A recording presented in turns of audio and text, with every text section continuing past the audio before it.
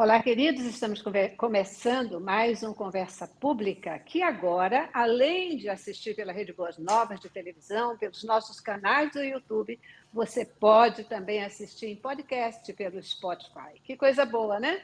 Isso foi um pedido que tivemos dos nossos ouvintes e a gente está aí buscando atender. Spotify. Você procura a Conversa Pública e pode também acompanhar as nossas entrevistas. Muito bom sempre ter você conosco. Hoje, como sempre, nós vamos conversar sobre um tema que ele é importantíssimo e acredite você, ele é um tema muito interessante e você precisa ficar atento sobre ele. Vamos falar sobre bullying na escola. Uma das formas mais comuns de bullying é o que acontece no ambiente escolar. Trata-se de um problema que, na verdade, é um problema universal, ocorre em todo o mundo, tanto em escolas públicas quanto em escolas particulares. As formas de agressão entre alunos, elas podem acontecer também em todos os níveis de ensino, desde os mais básicos até os níveis universitários, né, os níveis superiores. O bullying escolar, ele não tem uma motivação única. Uma criança ou adolescente pode sofrer bullying no ambiente escolar por diversas razões. Um aspecto físico considerado fora do padrão, um traço de personalidade, né, que os outros menosprezam, ou até um jeito de pensar que não é aceito pela maioria ou pelos que se consideram mais fortes. E o bullying, ele atrapalha a aprendizagem do aluno, além de afetar o seu comportamento também fora da escola. Pais e professores devem estar atentos às atitudes de seus filhos e alunos, principalmente em alterações de comportamento, hematomas no corpo e demais situações que possam parecer fora do comum. Tem que ficar ligado. E aí a gente se pergunta, qual é o papel do professor nessa questão do bullying e dentro da escola? Será que o professor ele pode influenciar nessas questões? É o que nós vamos falar hoje com uma pessoa excepcional, que é a professora Débora Camargo, ela que é também orientadora educacional do Colégio Presbiteriano Mackenzie, em Brasília. Débora, muitíssimo obrigada pelo seu tempo e a sua disposição de conversar com a gente sobre esse tema. Boa tarde, Celeste. Eu que agradeço ao convite e saúdo também todos os ouvintes, né, que se dispõem a nos acompanhar. Um tema sério, um tema preocupante, um tema mais comum do que a gente pode imaginar, não é mesmo, Débora? E eu queria começar te ouvindo sobre o que é, de fato, o bullying. Então, Celeste, você própria já trouxe aí, né, algumas definições. O bullying, ele se caracteriza por todo e qualquer tipo de agressão, de violência intencional, repetitiva e não justificável, né? Então, muitas vezes ele é mal interpretado, né? Ele é tido como uma brincadeira, mas a brincadeira ela precisa agradar a todos os envolvidos. E nesse tipo de caracterização, né, que a gente acaba de fazer, fica claro que só um lado se diverte, né? No caso, o lado do agressor e não da vítima. Uhum. E o que você falou, ele aparece de várias formas, né? Ele aparece de várias formas e a gente não pode minimizar, porque é comum, ou existe algum processo mais específico para que se possa perceber que um aluno, né, uma criança, um adolescente, especialmente esses, estão sofrendo o bullying. Então, hoje, dado a discussão, né, sobre o tema, tanto com os próprios estudantes, como na sociedade como um todo, a gente consegue já identificar de pronto, né? Antes levava mais tempo. Às vezes até a própria vítima hoje já consegue trazer, né? Tanto ou para a família ou para a própria escola, essa angústia, esse lugar em que, né, está numa situação de bullying. Mas, infelizmente, ainda é muito comum, a gente percebe que a sociedade, de modo geral, tem se tornado, né, mais agressiva e a escola não fica fora desse contexto, né? A escola também é impactada, né, por essas relações, porque o bullying acontece numa relação social, né? Somos seres de relações, somos seres que convivemos o tempo inteiro. Então, seja na família, seja na escola ou em outro espaço, essas relações de bullying podem acontecer e vêm acontecendo com bastante frequência, infelizmente. Aham. E você é uma das pessoas que defende também a questão do papel do professor, né, no enfrentamento das situações de bullying. Entendemos mesmo que o professor tenha um papel fundamental nessas questões. Como se dá o enfrentamento do bullying numa sala de aula? Então, a gente entende que o professor é um agente importantíssimo, né, nesse processo, tendo em vista que ele transita por todos os grupos da sala de aula. A gente não tem numa sala de aula um grupo apenas, né, uma homogeneidade, né, completa. Pelo contrário, nós temos vários subgrupos, né, e o professor ele tem então, essa facilidade de transitar por todos esses grupos, né, de conhecer os estudantes, as suas atitudes, as suas potencialidades e fragilidades em situações adversas, né? Numa situação de desafio, numa situação de concentração, numa situação de apresentação, e isso permite que ele possa, então, fazer um mapeamento, né, das habilidades socioemocionais dos estudantes, e ajudá-los, né, no aprimoramento dessas habilidades, porque como seres humanos nós estamos sempre nos aprimorando, não só em termos de conhecimento, mas também de habilidades socioemocionais. Por isso o papel do professor é fundamental, porque para além de identificar, ele precisa promover ações que visem de fato, né, o crescimento, o aprimoramento. Uhum, uhum.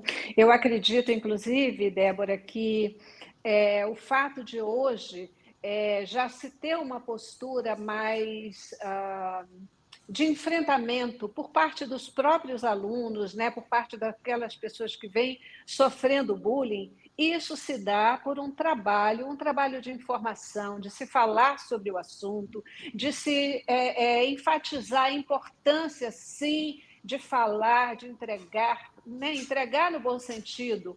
Entregar não significa você está sendo um delator do seu grupo, significa uma situação, uma atitude de cooperação, né? De trazer bem-estar para o grupo.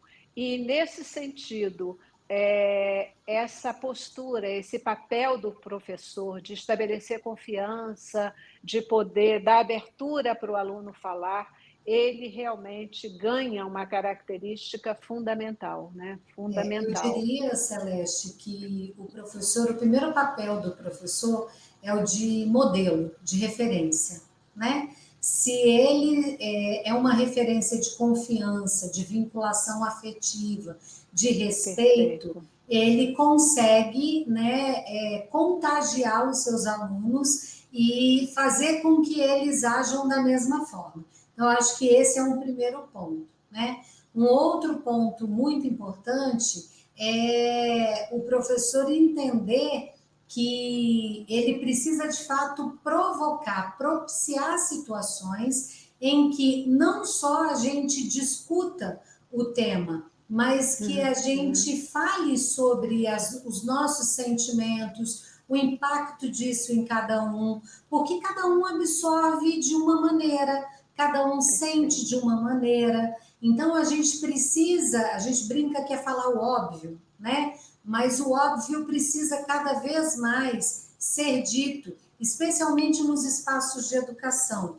E Concordo. especialmente quando se fala, né, de percepções e sentimentos, porque em cada família há uma condução, né, há uma crença, há uma forma de se tratar e enfrentar as situações. E no grande grupo, a gente precisa conhecer essa diversidade, até para a Uhum. gente também aprender que a ação do outro, ela não é gratuita, ela é fruto de uma vivência, de uma experiência, e a partir do momento que a gente compreende essa diversidade, a gente se torna mais tolerante, né? A gente se torna mais receptivo, mais Verdade. aberto, né? Verdade. E eu me atrevo aqui a expandir o que você acabou de falar, dessa relação de confiança, dessa relação de abertura, de poder falar do outro, ter confiança de chegar e falar, transfiro para a família, transfiro para os pais, né? Para os parentes mais próximos, porque às vezes a gente reclama de que o filho não falou alguma coisa, mas a gente não dá oportunidade ou cria situações de intimidade do outro poder se abrir, do outro poder chegar, do outro poder falar, né? E isso é uma relação que ela é expansiva e são características que, sem dúvida, ah, professores marcantes, eles, se você for buscar, eles têm essas características. Não é só de transmissão de conhecimento, Nunca, mas essa jamais. empatia, né? Essa empatia, essa proximidade que faz com que o aluno se sinta realmente numa situação de acolhimento e de pertencimento, né? Muito importante. É isso aí, gente. Aqui no Conversa Pública de hoje, conversando com a professora Débora Camargos, né? Ela que é professora lá do Mackenzie, coordenadora também educacional, e falando sobre um assunto que é importantíssimo, um assunto que a gente precisa ficar muito ligado, porque é algo que pode afetar não só a vida escolar de um aluno, mas a vida toda, qualquer situação de vida, não é mesmo, Débora? Isso mesmo, Celeste. Antes de fazer essa parada, né, estratégica, Uhum, você tocou aí em dois pontos que eu gostaria de retomar, que eu acho que são extremamente importantes. O papel da então, família, né, nesse uhum, processo de combate, de educação contra o bullying, né, da perfeito. prevenção ao bullying, caracterizando também que o bullying ele envolve três tipos de atores, né, de personagens: o agressor, né, a vítima e o espectador. E todos três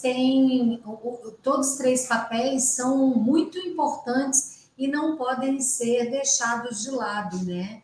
O Uhum. agressor ele tem características próprias, né? Por vezes ele atua como agressor porque não conseguiu, né? Não teve limites, não teve uma educação, né? Que educou para os limites, para as frustrações. Esse é um ponto muito importante da gente trazer. Não teve um Verdade. modelo de referência, né, para o altruísmo, para a solidariedade, né, mas sim para a competitividade, né, para a disputa, o que também é muito negativo, ou às vezes vive uma situação circunstancial, como a perda de um ente querido, né? A separação dos pais, isso pode mobilizar os piores sentimentos, né? Dentro do ser Verdade. humano e fazer com que ele haja de forma até equivocada, né? E aquele menor percentual que tem uma tendência à agressão, né? São os casos mais patológicos ali e que a gente Uhum, sabe que o percentual é bem menor. uhum.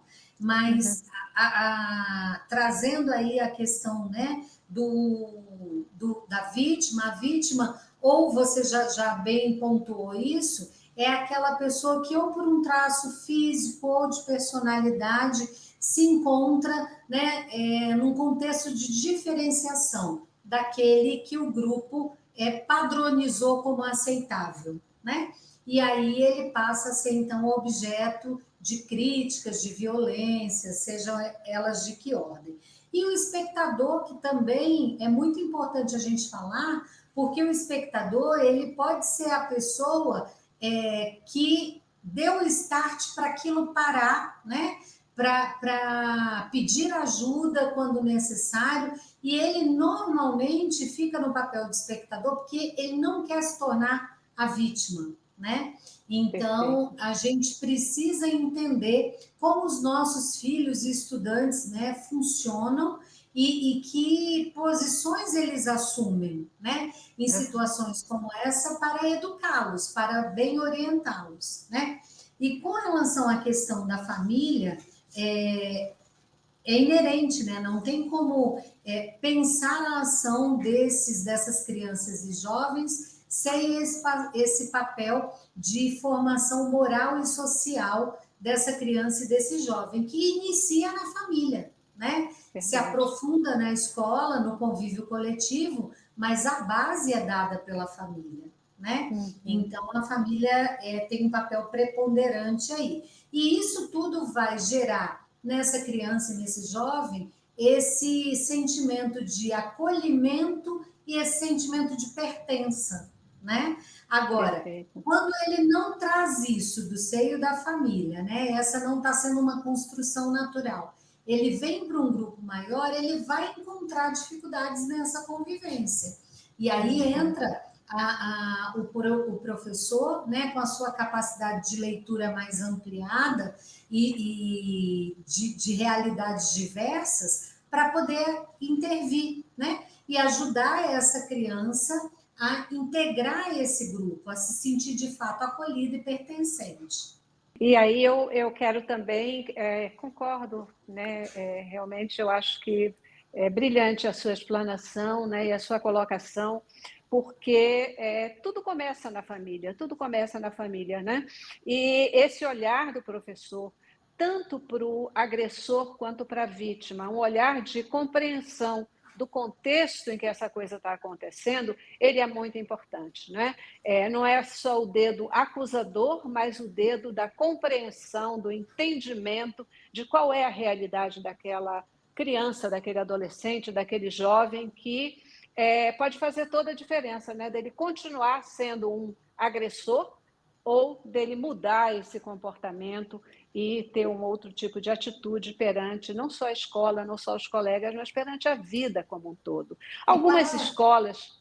diga. Desculpa. E para além do rótulo, né, Celeste? Porque a identificação da forma de atuação dessa criança ou desse jovem, ela vai implicar no tipo de intervenção. Então, eu não posso tratar o agressor como a vítima e como o espectador. Cada um vai necessitar de um tipo de intervenção específica, né? Então, a gente não promove mudança se a gente não compreende qual é o lugar, né, em que posição essa pessoa se coloca e qual é o contexto, né? Senão as coisas realmente continuam sendo repetidas, né, replicadas. Verdade, verdade. E a gente reforça comportamentos negativos, né? Acaba vai estereotipizando, né, cada vez mais.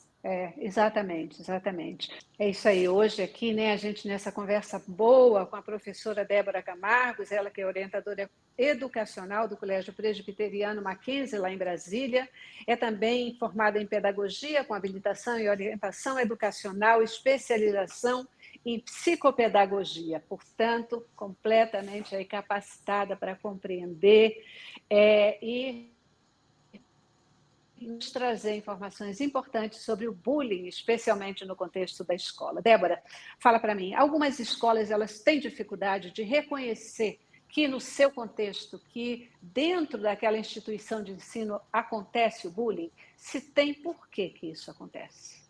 Eu penso que no início, né, quando o tema ainda era pouco debatido, havia um pouco mais de resistência das instituições, porque fragilizava, né? Colocava a escola numa situação delicada do ponto de vista das relações sociais. Ninguém quer que o filho viva, né, uma situação de ofensa, de humilhação, né, e que isso, por vezes, não é resolvido da noite para o dia, né? Demanda tempo, são investimentos de curto, médio, às vezes até de longo prazo, não só envolvendo ali as crianças diretamente, né? Mas até trazendo a família também um pouco mais para dentro da escola para trabalhar essas questões. Mas hoje, eu sinceramente não acho que as escolas assumam mais esse posicionamento. Primeiro que se quebrou muito do tabu sobre o tema também, né? Falar sobre isso, a gente fala que está no currículo oculto da escola, né? Então, é uma coisa que acontece, onde há relações sociais, há possibilidade, sim, né, de se lidar com o bullying, e a gente, então, já trata isso como um tema transversal, né? Ele Aham. já faz parte do nosso planejamento. Quanto aos professores, você entende que o professor ele está capacitado a trabalhar essas situações na escola? E os professores têm recebido, de um modo geral, né? Porque a gente tem algumas escolas que a gente sabe que isso acontece, mas de um modo geral, os professores têm recebido algum tipo de capacitação para lidar com essa situação de bullying na escola? Eu acho que a própria legislação educacional, né, tem demonstrado já uma preocupação nas últimas 2 décadas, né? E tanto Uhum. é que o novo currículo, né, tanto o currículo da educação infantil que foi reformulado, né, quanto do ensino médio, já traz no bojo, né, a questão das habilidades, do desenvolvimento das habilidades socioemocionais como uma responsabilidade também educacional. E, Uhum. tendo em vista essa necessidade, a gente também investe na formação do professor, né? Uhum. Porque o professor ele precisa, de fato, estar habilitado para, estar capacitado para. E isso tem que ser feito no dia a dia, né? Então, a gente procura cada vez mais desenvolver atividades e formações dentro da escola que capacitem o professor e sensibilizem o professor para essa necessidade. Porque, como eu te disse, onde há relacionamento social, há possibilidade de bullying. Então, não tem por que Perfeito. resistir, por que negar, né? Perfeito. Dentro do contexto da nossa conversa, né, da importância do professor nessa situação de bullying dentro da escola, qual é a mensagem que você quer deixar aqui para o nosso telespectador com relação a esse tema, Débora? A gente já está caminhando para o fechamento do nosso programa. Sua mensagem para o nosso telespectador.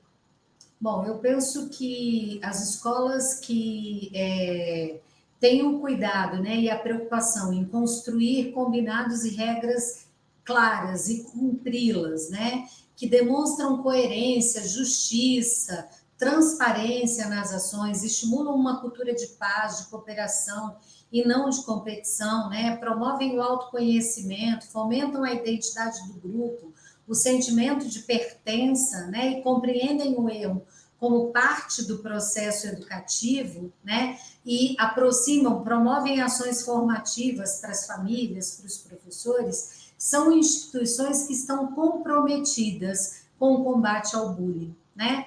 Então, eu acho que as pessoas têm que estar atentas a isso, como a escola revela, como a escola pratica, né, no dia a dia essas ações, porque elas denunciam e anunciam, né, qual é a sua forma de pensar e agir.